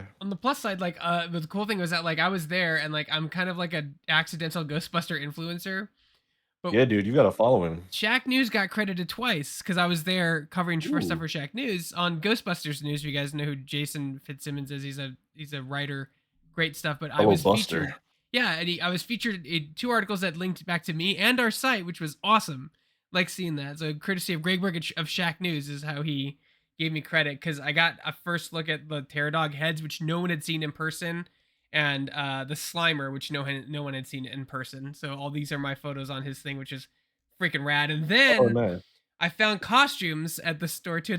I just took a few photos and tweeted. It took me like 2 minutes. Like I was just like, okay, there you go. And then and then I'm all over the place. So that was cool. Like being featured on his site. As a fellow journalist, it's still alive, which was kind of Yeah. cool. Hmm. That was super fun. Not Yeah, a they lot of had a. Ghostbuster stuff there. Oh, okay. I was about to ask about. You see anything else cool? I know you sent me the Scream card game that I have back there and haven't opened, Oh, but they have a Chucky car. They have a Chucky board game. of course, They did a lot of stuff. I meant like people that make the slime putty stuff. I saw like them. It's called Kawaii Company. And I'm just, you just meet a lot of really cool people there. And because it's a professional show, I'm not like shoulder to shoulder trying to get to somewhere, with a bunch of people who are there publicly. You know what I mean? Just, there's a lot of open space. You never feel claustrophobic anywhere because it's people that have meetings, a lot of distributors, big box stairs, some influencers, not a ton, some though. There was some coverage there. I ran into the Yes Have Some guys. They do like they're like a Ghostbuster podcast group, which was kind of cool. Um, nice. but like, yeah, just a lot of cool things. And of course, I gave myself an hour at the Hasbro booth. I needed two because I remember they have way too much stuff, and they ended up shooting over 134 gigs of footage at the event. So that's demos, interviews, whatever. That's mostly which I think it was demos. Like if they had a game, I'm like, show me how to play the game in under 3 minutes. Show me this thing where I do booth tours and interviews. I had so much content. So much Mhm. content. Yeah, the Tokyo Game Show. Actually, I think I might have a picture of that on my Facebook if I can find. Yeah, Tokyo Game Show was just just a nightmare. Like we went to the merch section, we couldn't move, and it was I was like, this is so hazardous. Man, But I liked it. I visited the Ghostbuster house. I didn't go to the Statue of Liberty. I kind of know my way around a little bit. Like once I always forget if I go left or right when I leave my hotel, but after I figure out which direction I'm going, like I get my bearings, I just kind of walk everywhere. I went to the Harry Potter New York store and it got a bunch of candy. I love that store. That store is so cool. Greg got some chocolate frogs. I should have gone to the Nintendo store. I didn't think about that. I was like, where else do I want to go? I was like, I could How go did to I go to Nintendo's. Nintendo New York? Yeah, That's like I didn't go to Nintendo New I'm York. literally. All right, I'm gonna try to do something right now. I'm literally wearing my Nintendo New York pants, Greg, my sweatpants You're that I bought Your work is in sweat. I bought in New York City. Look, it says New York, New York, and then I'm assuming this says Nintendo. Hell if I know. That I got in New York City at the Nintendo New York. It's a great store. It's fun. They're gonna do all their game launches there, or well, not all their game launches, but they do a lot of events for like directs, watch parties, all that. Actually, last time I went, they had like the second floor shut down because they were like prepping it. They had a new game they were gonna promote. Um, Very fun This place. Also, the M&M store I can be quite partial to. this is a I mean, picture of Jesus the merch Christ, this is section, I Tokyo Game think. Show. Tokyo Game Show. Yeah, but you like trying to get somewhere you couldn't move there. You couldn't move. It Dude, was really like, oh my god, like it was just crowded. That's that's what I like about insane. Toy Fair. And like, I get so much content out of that show and I get to meet so many cool people and more importantly, I get to make a bunch of cool connections like for reviews and Yeah. interviews and samples and all that good stuff. So it's just a good show. Uh Uh-huh. yeah, and like I just love it. It's like one of my favorite shows of the year. It sucks that it's so far away, but I get on the plane and I play Vampire Survivors, and that thing's Survivors. like a time killer, and I'm just there. So Yeah. hi Lucci. Do you do like direct flight San Francisco to New York City No, I or do New Santa like Jersey? Asif's kind enough to let me do Santa Rosa to usually LA or San Diego and then to New York. Because if I go Nice. down, because that airport's I'm on the opposite side of the airport, so I have to go through the city. So it ends up being like a 3.5 hour drive just to the airport if there's no traffic. But I always hit traffic there or back. I remember I used to do that back in the day, and I Yeah, flew in to San Francisco. I flew into San Francisco at like 3:30, 3:45, and left. I didn't get home till 9 o'clock. So it was like a 6 hour drive home because it was just dead stop traffic. Because you got to go through dude. the entire city to the bridge, and there's still traffic all the way until you hit like Petaluma. And then it starts at Santa Rosa, you start to open it up, right? Once you get to the Scream House, it starts to open up. That's basically how to give you Yeah, there you something. go, Something. man. I should just drive Driving by it through, every single time I go down there, take a picture, and text it to you. Greg, we're both going to be in San Francisco for GDC in a couple weeks, and I've thought multiple times in my head, I'm like, what if I just like bought like a $300 Uber to go to the Scream House? I could But take you there and then just take an Uber back. we'll think about it. I'll look at the schedule again. Um, I driving 3 hours to get to the airport is breaking my brain because driving in the 3 hours you drive to get to the airport, Greg, you could already be more than halfway to New York City on a plane. Like the flight is like 5 hours. Yeah. You already be goddamn past halfway there in that time. I mean, Jesus Christ. Yeah. Nearest airport's an hour away. I live in the middle of nowhere. People don't believe me when I tell them that. I live in nowhere. There's nowhere I live. There's nothing close by me. I believe you. You know what I think of, Greg, when you say live in the middle of nowhere? I think of Courage the Cowardly Dog, where they had the house and there was just the windmill next to it. Yeah, there's And a there little was more like trees, but yeah, that's basically it. Yeah, basically it. Yeah. That's how I see it. But I'm glad you enjoy Toy Fair so much. It seems like a fun show. We have to find some more. Surely there's like a West Coast version, right? There's got to be something like San Diego, LA, SF. Somebody somewhere's got to have like a West Coast version of this Yeah, thing. Comic Con I think is the closest one because I was actually it was funny I was talking to that to vendors at the show and they said that like Comic Con's like their big toy reveal. New York Comic Con and then West Coast New York Comic Comic Con Con is, yeah, is when they do the toy okay, stuff. They do what the toy stuff next. But like we haven't covered Comic Con. Ozzy goes if to San sometimes Diego. to San Diego and but like it's all TV now. Like I mean that's the thing. Like it's all for those running. Like people are asking if we cover Comic Con. If Nintendo's there, we usually send Ozzy and he gets some hands on. But it's all TV shows. It's mostly TV Yeah, shows. I'm gonna say 70% is yeah. TV shows, and of that 70%, maybe 20% are like comic-y hero related. The other like 50% is just network It's drama, just primetime Paramount television. Plus, CW. Yeah, Yeah, for CW. sure. Um, I still need to go one of these years. That's one of like the last ones on my checklist that I haven't gotten to do is San Diego Comic Con. We got some Shack staff members, Greg, chiming in on 1 year living situation and also the distance between you and the airport. Johnny Chug says that's TJ obviously says, "Oh, that sounds cozy and quiet." I believe referring to you living in the middle of nowhere with just trees around. Obviously, TJ living in Dallas, very not cozy and quiet. It'd be cozy. I like cities. I think cities are cozy, but definitely not quiet. Certainly not. And then Surfer Boy, which is our own Sam Chandler, who I actually mentioned by name earlier in the show, but I'm not going to say where. He'll have to dig through the VOD. Said 3 hour drive to the airport. What the fuck, Greg? Well, I mean, like it's Also, just Sam, the Cyclone, you're here. How you doing, buddy?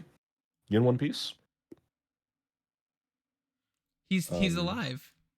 yeah, he's here against all Good day, odds. mate. I have to Yeah, put that. 3 hours is enough for me to consider like getting a private pilot's license and buying like a Cessna and just doing it my damn self. Because I Well, mean, good it's lord. just because we live so far. Where how can I do this? I'm trying to do this without doxing myself. One second, give me a second. Just so people can like Mhm. kind of see how far. Okay, so Just yeah, tell us your home address. I'm not doxing. It's fine. That my town, whatever. But like you can see, I'm all the way up north, and then that's San Francisco down there. That's Right. the route that you have to take to go down, and that has me going around because usually the bridge down there where the Bay Area is just backed up. So that's 3 hours and 25 minutes because there's traffic all near Berkeley and San Rafael because it becomes a shit show. What's that part in the beginning where you have to like go left and like get off? Like, why have to head Oh, like there we go. west? It messed up. So it's just 2.5 hours. There we go. 2.5 hours. Right. I So see. like I I think see. it but like Okay. what I get to go to is STS, which is Charles Schultz. What about Sacramento? You ever go to Sacramento? You know, I wonder if it's the same distance. So that's the airport I go to, and it's 55 miles. No, there's never traffic unless there's a horrible accident. I don't know. I've never gotten to Sacramento, like in Oakland or Sacramento Airport. No, just straight up Sacramento, like the city Sacramento. Oh, it's worse. It's worse because there's no straight Oh no. shot. There's like you have It's to one of like those. see like Yeah. there's nothing up there that lets me go that direction in like as the crow flies. I have to go down and back up. I'm sorry, I have to acknowledge that Sam just made a SpongeBob reference in the chat. He said, haha, good, Alfred isn't here yet, which I'm assuming is the name of the cyclone. Always scary. Never like when they start naming storms. And then he says he's just standing there menacingly. Iconic Patrick Star line from SpongeBob. Waiting for it to hit. Um, That global warming's a bitch. Wait, so it's South Park time, baby. it's sweet. So right now, if we're in early spring, that means Sam's in early Fall, fall. Yeah. fall, correct, Sam? It's fall over there. Leaves falling off the trees. You getting pumpkin spice lattes. You know, wearing your scarf, maybe some mittens. Um, yeah, I've never been to Sacramento. I'd like to go catch a Kings game, maybe. Although like I think Uh-oh. I'm the closest person to Sam. I'm Autumn. I'm here. He says Autumn, you I'm bloody here. Yanks. In all caps, Greg. I think we've upset Sam. Because the other parts of the world over in the Eastern Hemisphere, I suppose, call it autumn. Fall. Autumn.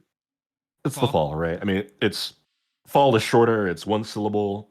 Um Obviously you knew what we were talking about, so it's clearly the superior term. No. That's the thing. Fall. If you're from the you're talking about the country that took the U out of color because we wanted to save money. We're gonna shorten everything. Damn it! Everything's about money. We're gonna There you take that go. U out of there and say color. It saves us money. Hmm. That's seriously It's all why they about did. some. You know, that's why they did it because they were printing things. They're like, oh, we can take the U out and just call it color. We don't need to pronounce it the right way anymore. And like that was part of it. How it said And that's why. we were pretty broke when we came over here. Well, Yeah. we, not me, but when they came over here, they're pretty broke. Still are supposedly. But Let's put another yeah. shrimp on the TJ volley. says I like eating grilled shrimps in the fall season. Yeah. There you go. There Trigger you go. Sam. You can trigger There you Sam. go. Autumn. I need to get some Autumn. It aluminum sounds like foil writing a too. letter. Oh, aluminium. Yes. Yeah. Aluminium is the correct way to say it, but we say aluminum. Sam said Don't just know why. psychic damage. Don't know why. Oh, that's right, because they call them prawns. Hey, when I was at in London, I had some prawn cocktail flavored Walker's chips. It's the most British shit I've ever said. What I think's funny with you, Donovan, is we've sent you to like 4 different events in LA, and you're on the complete opposite end of the United States. I am. It's my it's my secret trick that I pull out is getting to go to California Well, for that's what's events. funny. Is I this lo- like I love California though. I love going to South Best Coast, Cali. West Coast? Let's say we can pull up the map Well, again. I love all that. Let's I see. like to say East Coast, Beast Coast. You know what I'm saying? East Coast, yeah. It's pretty beastie. Yeah, like here's like there's Donovan's trip, and like you can tell where I am, which is like up here, and then Donovan has to go all the Okay. way here every Let's time, see. all the way to LA, Okay. all the way back. Where you think I live in Rhode Island? What is this? I said I'm in, Boston. I'm I in, said Boston, Massachusetts. I'm in Baltimore, Maryland, man. I'm in Well, I another mean, B city in an M it's like right state. next to it. Like, look, it's close. Everything's clusterfucked over there. Look at Maryland. That flight is like 50 minutes longer. I tell you right now, Wait, I fly from Baltimore to Los Angeles. It's like 4.5 hours. There you go. there, I moved it. That's some distance right there. There we go. There we go. It's calculating the new distance. There we Everything go. is so, dude. My one state is like as big from like it runs as much as North Carolina to Massachusetts. Like our state is huge. Yeah. Yeah. Well, I mean, look, I like being in SoCal. It's a fun place to be. But I am an East Coast boy. Has I never do got love it. a bit of You the- haven't been to the Disneyland out there, have you? You go every time, but you don't think you have enough time I've to go to done Disneyland for a day. I've done Universal a couple times out there, but not Disneyland. No. The one in Florida, Um, the Universal in Florida is just bigger, and it's nice to have that space. It's just a bigger. I just went there for Christmas. Yeah, Yeah, it it's was a great. Yeah, Diagon Alley is great. We don't Diagonally. have that. What did he say? Yeah, that was great. They're also opening a new park down there. In May. Epic Yeah, we Universe want to with more go next stuff. year after it calms down. I reached out to the PR to see if we could do a soft opening. I didn't get a response, which means no, and that's okay. But I thought that was great. We got was to go worth to a the soft try. opening in Nintendo Land. That was funny, but it was a fluke. And we got to attend that. Yeah. I almost went to Halloween Horror Nights a couple years ago in Orlando, but they were gonna send me alone, and I was scared, so I didn't go. Yeah, it's the Um, one. Yeah, the one thing too. Yeah, the one person trips. yeah, which I'm usually fine with. I have no issue traveling alone, but I was, I didn't want to get attacked by Frankenstein or one of the monsters. You love horror. That's what it is. You've watched so much horror movies. Like it always starts with you going someplace alone with no cell reception. That's how these things start. Look, Greg, Backpack through well, Europe. that's It'll be not. great. I'm not doing that shit. No, thank you. Look, you know, I just, it's tough look, I like watching scary stuff, but then when it seeps into the real world, I'm out. I'm out. I don't want to go to a house where somebody killed 10 people. I don't want to do any of that shit. No, thank you. You want to go to Dono Murder going House? backpacking. Yeah, Sam, when hell freezes over. I'm not the outdoorsy type. I don't even like walking to take the trash out if I can help it. But no, you will not catch me backpacking in no damn mountains or trees. As soon as the the Wi-Fi signal on my phone says SOS, I'm somewhere I'm not supposed to be, and something's gone terribly wrong. If I'm not getting LG, uh, LTE, some 5G something, Wolf Creek time. Hell no. Have I seen Wolf Creek or have I seen videos about Wolf Creek? Yeah, you can keep all that the nature. I don't want to be anywhere that I can't immediately call for help, or that I can't run and find a business or other human beings within a reasonable distance. And that's okay. That's okay. Like I said earlier, I'm a city boy. I'd much rather be densely packed in buildings like sardines. Um, well, Greg, now that we've talked about the geography of Central North America, why don't we go ahead and And a you. yep, and a little bit of Australia. Shout out to is it Queensland that Sam lives in? Bris Brisbane, Vegas. Bris Vegas. Brisbane. Where's Vegas? I've been to That's Las what they Vegas. call it. They call it Bris Vegas down there. Oh, Bris Vegas. I didn't know that. Good to know. I'll keep that one up here. TJ says Donovan would have had a mental breakdown on that DayZ event I covered. See, I should have known. I would have. That was in Prague. Yeah. Surfer Boy said, "That's it, mate. There you go." Yep. Yeah, I can't do it. It's not the way my brain, my DNA was made up. It's just not in my repertoire. I was made to sit at a desk and look at a screen, touch a keyboard. But Greg, speaking of things I watch on my screen, new episode of Invincible came out today, and I'm having a bit of an existential crisis. Oh, it I have did to come tell out you. today. Damn it. I watched it a little earlier today, as I had some food and stuff and did some writing. Bad? And it's a good episode, but I really reached an existential crisis with the show, I think, Greg. Because Which it's a is good episode, and the story is good, and I like it, and I enjoy it. But I but do feel like 3 seasons in, it has become a little bit of a misery simulator. And it just feels like there's always something very sad and dreary and gloomy and depressing happening in that show. It feels like there's always somebody who is dying or is about to die, or his life is being threatened. It's always somebody's child or partner or parent that is like in peril. There is like the last episode, the one that came out last week that had Aaron Paul. I don't know if you saw that one. That episode had a very graphic, just like not even like the gore, but just like morbid storyline to it. And I'm just watching every week, and I'm like, I just feel sadder when I finish watching these episodes. And I'm starting to wonder if it's like in my own best interest to like not watch them. I don't know. And like it's a good episode, good show. But I'm watching it, I'm just like, Jesus Christ, man. It's like certain characters have storylines that they build up and they wave death flags and they're giving people heroic deaths and characters are getting blown up and their heads getting ripped off. And I'm like, I appreciate the shock value of it. And I like feeling like anyone's up for grabs. And it's like, even when characters don't die and people are just getting maimed and beloved characters, just you're watching their bones pop out of their fucking kneecaps. And I'm like, man, this just makes me sad, man. I'm like, season one was phenomenal. The shock value, still to this day, few shows have had me just lost for words like the ending of the first season of Invincible did. But man, I just every episode I come into it fearing for which character they're just gonna like rip in half. The like character that I like that's just gonna get like yeeted out of that show, and I'm like, Jesus Christ, man, it's really rough. And obviously, I'm kind of dancing around spoilers here. I'm not going to say what happens in the newest episode, but yeah, it's just, I mean, good lord, it is just a mentally taxing show. I mean, my 19-year-old brother, who texted, we both watched the show. He texted me this afternoon at 1 o'clock and was like, "Bro, Invincible is just doom and despair." And I said, "LOL, yeah, I'm gonna watch it soon." And then he just said, "Holy fuck, man!" And I watched it and I'm like, "Yep." I'm like, Jesus, man, it's like every episode, it's just so bleak, so bleak.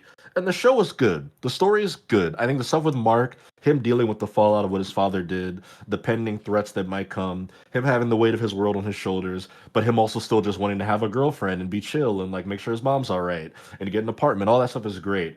the relationship with Cecil, maybe best in this season. I mean, Walton Goggins as Cecil is one of the most underrated performances on TV because he's doing voice work. So phenomenal. The stuff with Oliver. I mean, the story is good, but boy, is it bleak. It is just so dreary, man. It's the But superhero yeah, fantasy. Like that's the thing. It's the superhero fantasy, but realized in like what if heroes actually existed, it wouldn't be all yes, the gritty happy and despair of our real Justice world. League. Yeah, it wouldn't be all Justice League, Batman, Superman, Kid Adventure Time, right? Like these are real stakes. And like that's what the first two seasons does really well. Is like it throws you in a situation where like, oh, they're superheroes, they're gonna beat the villain, they're gonna have a good time, then somebody dies, and you're like, oh my god. Like then you're brought back to reality, right? Like it's dangerous. Like it's not you know what I mean? And that's why it's such a good show too, is because Mark is realizing this. Like, you know, there's not black and white, it's not good guys and bad guys, there's multiple shades of gray, and he's learning that, he's becoming his own person, right? Like he's growing as a character and as a hero. And like that word hero is even like being stretched out. You know, what is a hero? Like define a hero, right? It's very interesting. And that's why I really like the show though. Like cuz it is misery, but that's Kirkman. Kirkman did The Walking Dead too. Like no one is safe. Everyone's in danger at any given time. Just like in real life, you know, there's how do you live in a world where like a person can punch through a wall with their bare hands? Like how does that affect society? You know, that's weird. Yeah. Mm-hmm. And they do a great job at it. We have like this and The Boys now are kind of companion shows, both being obviously gritty, violent superhero shows also that are on Amazon. But yeah, it's kind of the whole idea is like, what if superhero stuff happened in like the real world where things were less idealistic and there was more evil and conspiracy and stuff afoot. Uh, Still a good show. I love the universe. I love the way that so many characters' powers are like manifested in the show in detail. I know that Invincible is the main character, but it does feel like so many of these guys could be the protagonist of another show or like the ensemble of another show, which I think is really fun. Um, I love the serial nature of it, where we're 3 seasons in now, and you've seen these relationships blossom over the course of 3 seasons. TJ is with me. He says Cecil is an amazingly shady like government character, and I feel like Goggins' delivery is a huge part of it. Walton Goggins is so good in the show. I mean, between this and Fallout, he's just like hand in Amazon, excellent performances. And obviously this just being a voice performance, he's great as Cecil. It's just like a deeply complex character, understandably so. He's the best character in the show. I think he's the best. I wouldn't disagree. Yeah, I would not disagree. No, he's good. It's a good. This is a positive review. It's good. I like it. But it's literally like I was waiting. I was gonna watch this tomorrow. I was gonna save it and watch it on my plane flight to Austin tomorrow for South by Southwest. But then I saw like my brother be like, "God, this is so doom and gloom," and I was like, "I don't even want to wait till tomorrow now." I was like, "I don't." The last place I want to be depressed and sad is on a fucking airplane. So I was like, "I'll just watch it here in my office, like while I'm working." I just threw it on. I'm like, "Yep, that was sad as shit. I'm glad I didn't watch that tomorrow." Well, it's 3,000 feet in the air or whatever. But it's good. I'm gonna keep watching. I'm invested to see where the story ends up. But I don't know. I don't know how many more seasons the show goes on. At this point, I want to ask people who've read the comics: is anyone alive at the end of the Invincible comics? When they finished the run, was it just Mark? Is he just standing on Earth by himself? Is the Earth desolate at the end of that comic? Because at this rate, it just feels like everyone for this show is like not long for this universe. It feels like a matter of when, not if, for almost like 95% of the people in the show. But I do feel the same way about The Boys to an extent. The Boys has other issues. But yeah, The Boys is depressing because that is our society. That's exactly how our society would act if we had superheroes. Like that's exactly what they would be like. Like there is no Superman. Superman would be as corrupt as hell. Like he'd be very bad. Yeah, but I also feel like The Boys also is just like I feel like the writing's just worse on The Boys. I think the show is good, but I don't know. I feel like what are they season 4 now? I feel like the story is the current story of The Boys is worse than the current story of Invincible. Obviously, there are different parts of their source material adaptations, but yeah, I don't know. They're doing different things. That's one thing I watched, Greg. I also watched the first episode of Daredevil Born Again. Ooh, okay. Now I'm curious because it's been a while since I've had to get the taste of Defenders out of my mouth. Remember that? Remember Defenders, you guys? 2000 was it 2018, 2017? But I just think like when media is bad, they tend to bury it and never talk about it again. So I mean, why would they talk about it? Here we go. So yes, Daredevil Born Again, which is a continuation of the Netflix series. Daredevil that ended in 2019, a whopping 6 years ago. has returned. It's on Disney Plus now, obviously, as Marvel has kind of acquired the rights back to all their Netflix characters fully. But it's still a continuation Netflix story. Still Charlie Cox as Daredevil. They even brought back Foggy and Karen Page for it, and you got Wilson Fisk. All that stuff is back. But now we're like fully playing in the MCU playground, so it's supposed to be further connected to that stuff. And they reference some stuff that happened in like Hawkeye and Echo and whatnot. Um, and I have mixed feelings about the show. I like Daredevil quite a bit, the Netflix show. I was never like a diehard for it like some folks were. I was more of a Jessica Jones guy when that was coming out. But I feel like this far into Daredevil, it just there's some parts of the show that does feel like they're retreading familiar ground. A lot of it feels very fan servicey. It does feel like just more of what just more of like hallway punches and stuff like that, and they're mixing in courtroom stuff. They do have some good like shocking stuff they do in the first couple episodes to kind of throw you off, kind of play with your expectations, which I appreciated. um as far as the look of the show, if you're on Twitter, you probably seen people talk about this. There's a couple shots in this first episode, specifically on the rooftop where Daredevil's running around, where it's just like very clearly some like green screen backdrop reshot scene running on like a soundstage stuff. And I'm like, it's a little disorienting because one of the great things about the Daredevil show is that it felt very grounded and it was filmed, on those alleyway streets in New York City. And a lot of the show is, but you can tell where it isn't. It's very obvious where it isn't because now we're doing like it's like a marriage between Netflix show and Disney Plus show. And I like some of the Marvel shows on Disney Plus, but there's a look to them and there's a feel to them. And this show has some of that mixed in there. You can tell where there's like, they're fighting themselves in there. Also, I don't know. Charlie Cox is great still. He's still good as Daredevil and Matt Murdock. There's a clip that went viral of him in like the courtroom scene in the first episode where he's doing a very good like non-vocal performance, just reacting to like something the character's saying. Um, Couple lines where I hear that British accent coming through. I'm hearing that West Sussex London accent come out of there of Charlie Cox a little bit, which is all right. I imagine it's not easy to do a fake American accent for hours and hours and hours on end. Deborah Ann Wool as Karen Page, so good. She has some emotional moments in that first episode. Wow, great actor. Also a D&D nerd, so she gets extra points for that. My question. The action is what's up? A question. So, like, did this takes place after the second season, or do they actually the Defenders actually happen, or do they retcon that? Is it season 1 and 2 rip out Iron Fist and Defenders and go straight into this, or is it 1, 2 Defenders, Iron Fist, and this?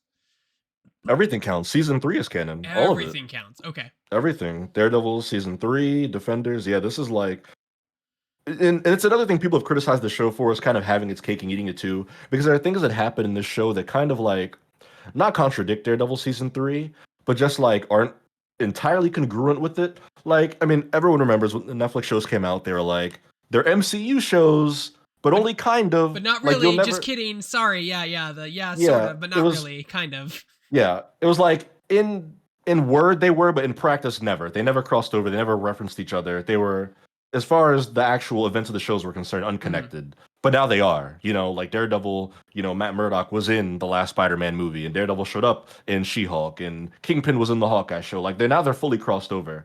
And now that they've done that, there are things looking back that don't exactly line up with the original Netflix show, although it's still in the timeline, and then all the MCU stuff, and they don't really explain it away all that well. They kind of like there's like throwaway lines that kind of explain things, and it's a symptom of trying to have their cake and eat it too. It feels like Right. they definitely should have picked a side. They should have been like, we're retconning the Netflix show, or we're gonna keep it out of the MCU. Like I felt like they had to pick a side, and they're kind of just doing both, which you just got to suspend your disbelief or your continuity questions, I guess, if it bothers you that much. But I imagine the diehards might have that issue with the show just a little bit. But as somebody who didn't get too terribly into it, it doesn't bother me. The sound design is still phenomenal. I still love every time they do the thing where he's like, Matt Murdock's like talking to somebody, then he's like, wait, and he like does this, and then he can like hear a like quarter hitting the ground 2 blocks over, and he's like, uh-oh, something's wrong. Like those scenes are all still good. That's always still very fun. I love when they play with the sound like that. Or he's listening to a phone call happening like in another building. That stuff is all great. Action's good. The show itself has like an opening set piece, or like cold open, I guess you'd call it, that is like crazy. that just like everything happens, and I'm like, whoa, they are definitely trying to establish a tone and a vibe for the return of the show. Yeah, murder was the big thing on my social media feed. Was like, oh, there's murder in the show. It's like a guy throws a knife in someone's face. Is the first thing I saw this morning. I was like, oh my god. A lot of like violence and killing and stuff going on here, which it's the nature. It was the gritty Marvel show. That's what it was kind of known for when it first came out. It's why it became what it was. Uh, but I like it. It's again only 2 episodes out so far. Forget how much the full season will be, but Probably 7 or 8. I'm looking. Right? I think it might be 8. I think you're right. I know they just said that season 2 is greenlit. I believe already started shooting, so they're committed to seeing this vision through. But yeah, I'd be curious to hear like the folks who like were super obsessives over the Netflix show what they think of it when they eventually. I mean, check I it out. loved the first 2 seasons. I hated Defenders with a fire passion. Iron Fist was also equally bad. Like just bad, poorly edited. I don't know how they went from making Daredevil to Iron Fist and having the editing be so terrible in that show. Did you watch season 3 of Daredevil? It was season 1, season 2, season 3 was the Defenders, right? That was not season 3 or no? No, there was a Daredevil season 3, like on Netflix, like before Defenders, or maybe after. It Was might that have been the one after with the Bullseye? Defenders. I think Bullseye was in it. Yeah. 6 years ago. But yeah, 2019. Yeah, it was its own. I'm hiding behind my microphone. Yeah, it was its own thing. They did like a whole season 3 of it. I believe it was after Defenders, because Defenders wasn't the last thing they did on Netflix. But yeah, I mean Vincent D'Onofrio is back as Kingpin. He's good. His voice is funny. But yeah, I'm like fine on it. I'll keep up with it just because it's seems like a relevant show to be in the know. But I mean, if Sam's in chat, everyone's waiting for Severance tomorrow, baby. That's the real show out here. That's the real show that we're watching week to week and enjoying every minute of. That right there is goddamn television if I've ever seen it. But yeah, Wait, I have to mention this because we Daredevil. talked about this all the time on the show. And Donovan, I thought this happened like 3 weeks ago, and I showed it to you on our Slack, and I was like, they did it. Those sons of bitches did it. They actually have a Spider-Man Daredevil fight in the new animated show that's coming out, and it's already out. And they do it right. Like Daredevil actually kicks his ass because like he's just better fighter than Spider-Man. Period. Spider Sense they got nothing on super senses that Daredevil has. Is much more involved, much more. Yeah, much better. Much more better. But I love it. This is straight out of the Ultimate Comics when he beats the shit out of him in the Ultimate Comics. I loved it. I was like, they actually did it, Donovan. Now we can finally see Daredevil and Spider-Man fight in a. This is from your friendly neighborhood Spider-Man, which this is out already. Great. This came out a few weeks ago. I don't know what episode this is. I haven't seen the show, but yeah, and I think that's Charlie Cox that voices him. I think he voiced him in the show. Yeah, which is very fun. I thought it was cool that they did that. I didn't watch the show. I'm kind of torn on it because I thought the animation looked jarring and not awesome. But everyone says you get used to it, so maybe I'll check it out. Dude, the Spider-Verse is a beautiful movie. The Spider-Verse movies are absolutely gorgeous, but that doesn't mean we need to make everything look like Spider-Verse or try to make it look like. It doesn't even like Spider-Verse. It's just freaking animated at a lower frame rate. It's doing the frame thing. It's doing the frame thing. Is this? It's doing the frame thing. You know what I mean? Like you know what I'm saying? Like it's. Like, I guess the difference between 2D and 3D, because Spider-Verse is 2D, and those movies look phenomenal, and they are like edited where it's like every frame is like a painting that you could hang in a fucking museum. Whereas this show, it's just, what the hell's going on? Like animation is supposed to you have to be very basic at designs, right? They can't have super complex designs, and like it's very 60s inspired, like very 60s character designs and human designs and that kind of stuff. But yeah, I mean, like the first thing is this. It just looks like the animation doesn't really grab you. It just looks very, very meh. When you look at things like Invincible and like you're like, oh, that looks very nice, right? But even Invincible at its core is pretty basic. Like it's if you look, people kind of rag on Invincible animation too sometimes, which I don't get. But yeah, Graham, you should check this out if you like this fight. They're doing a season 2 already. They said they're animating it now. They're working on it. All right, I'll have to see it. Neighborhood Spider-Man. Yeah, because there might be more of this for all I know. Hell, I haven't seen it myself. But yeah, that's my thoughts on Daredevil episode, Invincible, new episode. 2 shows I'll stick with, but I have conflicting feelings about. I'm trying to think what else is out here. I could review this movie I watched called Nickel Boys, which was nominated for Best Picture at the Oscars. I wanted to watch a couple more Best Picture nominees before the Oscars started. And Nickel Boys is based on a book that came out many years ago, and it's essentially about two black teenagers in the like 60s, I want to say, like late 1960s, who essentially get sent to like a reform school. Um, one of them, like the main character, is like falsely accused of like helping somebody steal a car, and they like send him to this reform school for like multiple years. And it's essentially this. I think it was distributed by Focus Features, which Focus, they do some excellent stuff. It's essentially just about their lives going to this reform school, the bonds they build.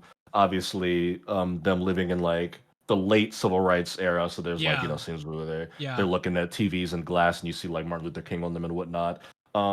First thing I'll say, a beautiful, beautiful looking movie. I mean, I watched this and I'm like in awe of some of the shots in this movie. There's like a time lapse where a character's like on a train going across the country, and you just watch like the time lapse out of the window as it goes day to night to day to night to day to night as he's like on this cross country trip. Um, the movie is kind of experimental, Greg, because the whole movie is shot in first person, but they're two main characters, so it's both of their perspectives. So sometimes you're in one guy's first person view, Oh, and that's sometimes you're in the clever. other ones. And they do a thing sometimes where like you'll watch a scene play out from one of their perspectives, and then it'll start over and they'll show the scene again from the other one's perspective. But you'll get like new information because maybe the other one was in like a different room and heard somebody say something else, which is very cool whenever they do that. Um, it's in first person, but they do a thing which I think you as a a filmmaker yourself will appreciate. Is they like there are scenes where like a character's looking in the mirror at himself, or like in like the the side view mirror of a car, or he'll look up at a glass and see his reflection, and it's like movie magic, where it's like it's a first person shot of someone looking in a mirror at themselves straight on, but obviously there's no camera in the shot or cinematographer, which they do multiple times in the movie, which it was very impressive when they pull it off. I would love to see like BTS for all those shots. And then obviously just beautifully performed. I want to pull up the cast here. Brandon Wilson and Ethan Harris are just so good in this show. Just like the pain those characters go through, the confusion that they have, the way they talk about their like very different upbringings and their families. Um, it's all very well done. I love it. It's a great show. I know people a lot complain about like a lot of black movies. They always just kind of end up resorting to stories about slavery or civil rights or like something set in the hood or about gangs. Their history. And I guess this would It's fall into important. like a civil rights era set story, but it is so like not generic. It's so out of the norm. It's so like impressively just made as a movie. I feel like as a piece of like cinema, it's so impressive. Just the way it looks and feels and sounds. It's just like it just feels like one of those well crafted pieces of art where you could tell like there's not like 3 or 4 seconds of this movie that wasn't like poured over by I'll say Ramel Ross who directed it. Um, very, very phenomenal movie, and it did get nominated for Best Picture. I saw a lot of people saying like in a just world it really should have won, but it flew under the radar. I don't think a lot of people saw it for it to have gotten an honest shake. I mean, hell, I just watched it myself on Sunday. Um, but phenomenal, phenomenal Is movie. it shot in 4:3? Yeah, whole movie, Oh, that's whole cool. movie is in 4:3. Yeah, yeah, I forgot. I should have mentioned that. Yeah. So yeah, it's got that like old retro feel to it, but it's obviously still using like modern cameras and whatnot. Um, yeah, good movie, Nickel Boys. Trying to think what else I Amazon, watched.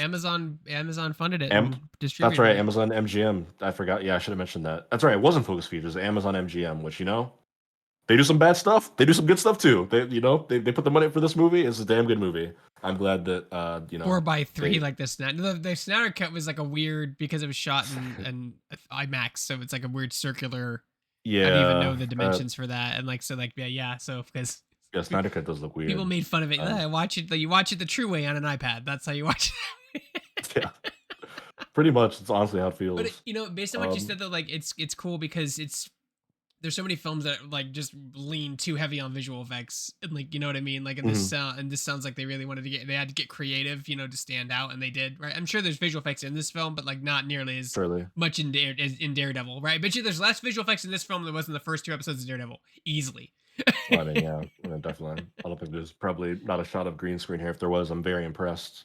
Um, but Yeah, just a very, very beautiful movie. I enjoyed it quite a bit. Um, it's one that I'm like, this isn't a movie I'll watch every year, but like 10 years from now, I'll rewatch this movie and be like, fuck, this was so good. So that was great. Excellent movie.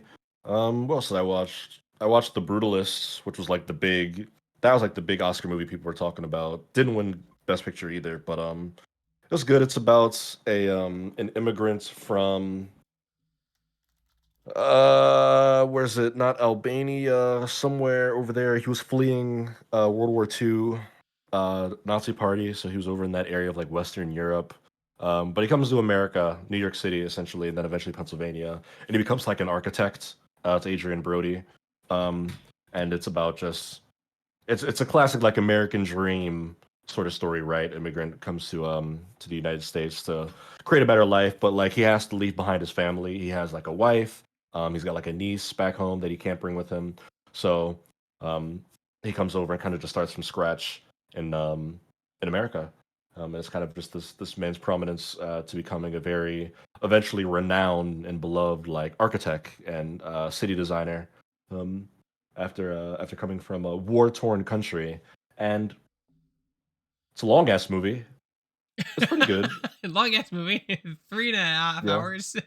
yeah. It's long as just balls. I almost didn't watch it because it's so long, but me and a friend just put it on one afternoon and got through it. It's a big ask. Um, Yeah.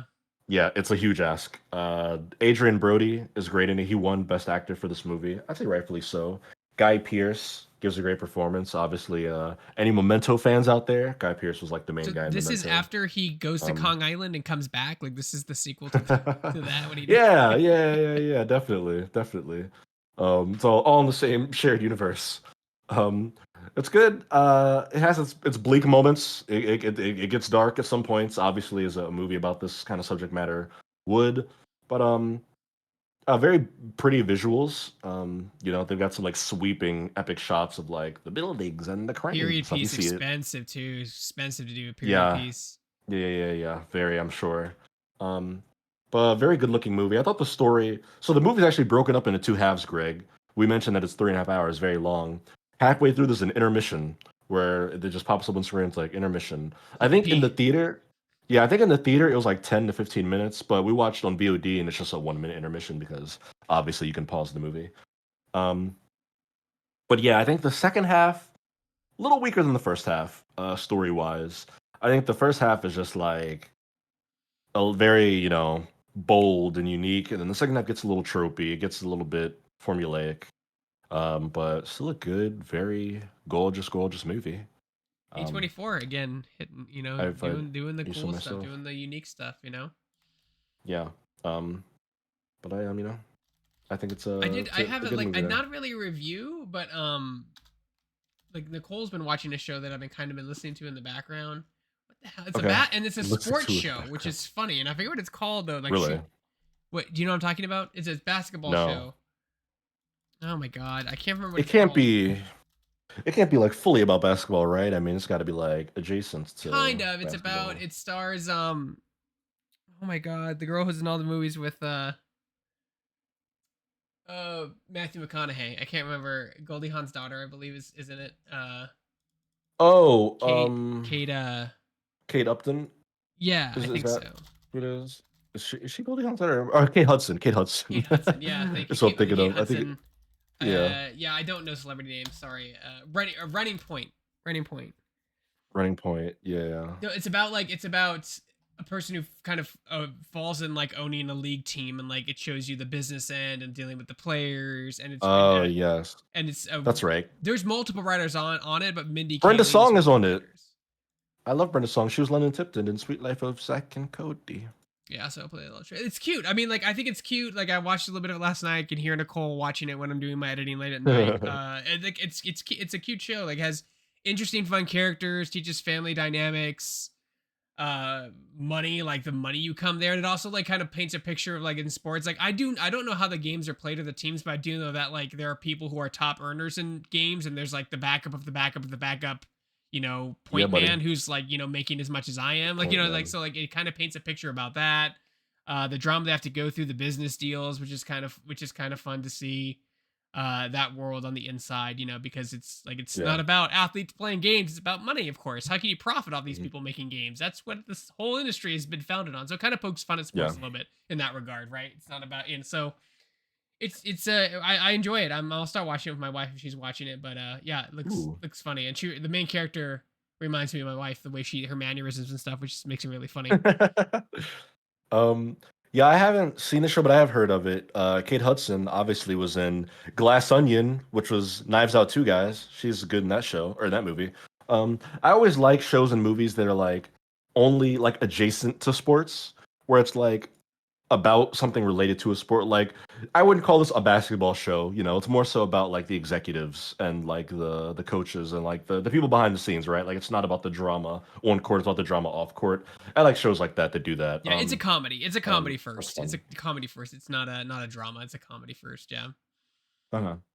Yeah, it's a good like setup, I feel like, for a show. I mean, and obviously it works because to my knowledge, Nicole doesn't give a shit about basketball, but if she's watching this, then I mean it speaks to the drama and comedy they're presenting off screen there. Or off the court, I should say.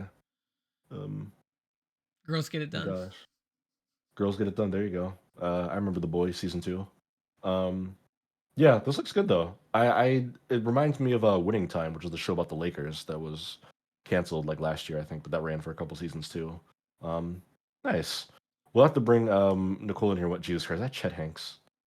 We'll have to bring Nicole in here one day to do a review of something. She'd Dude, be she like, watches a tell lot us. more stuff than I do. Like she's I willing to bet. go. Yeah, she watches a lot more stuff than I do. Than yeah, a lot of Mhm. different things. Yeah. I'm still Don't trying to worry. get through Doctor Who. I'm almost caught up. Oh Almost. gosh. Dude, Almost caught up with Doctor Who. That's Herculean. dude, I did. I'm like season like almost. I'm on season 10, I think, or 11. I'm close. Like I'm getting to the point where everyone's like, "It's ruined. The whole show's ruined," and I'm just like sitting there, just enjoying the episodes one at a time. Yep. Yep. Best way to do it. Just completely detached from all the nonsense. Hey, I Um, used to do that too when I was younger. yeah, you did. So yeah. That's all right. That's understandable.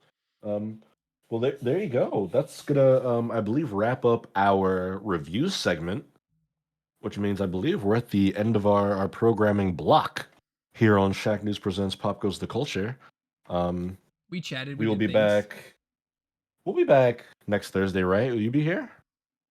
Thursday of next week, Yes. March 15th. Yeah, GDC Um, isn't until Monday, and I'm the there. I following leave week, Sunday yeah. night, and I'm there Monday through Friday, and I leave Friday. So five days, Okay. 5 days.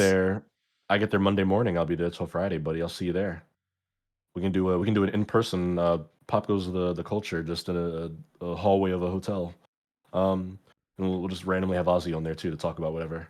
But all right, sounds good, folks. That is going to conclude our episode for you today. Thank you again, everybody, for hanging out. We appreciate it. Thanks for chiming in, chatting about shows, movies, the whole 9 yards. We do appreciate it very much. Bubbletron.com. Do your daily Bubbletron. Come chat with us over on shacknews.com. Use Cortex. Let us know what's on your mind. Let us know what you're getting into this weekend. I know there's still one more day left in the week, but we're not going to be here on this stream tomorrow. So tell us now what you're doing this weekend. Let's have a little conversation there. But until next week, folks, I am Donovan. That is Greg. And this has been Pop Goes the Culture. We'll see you next time. Peace out.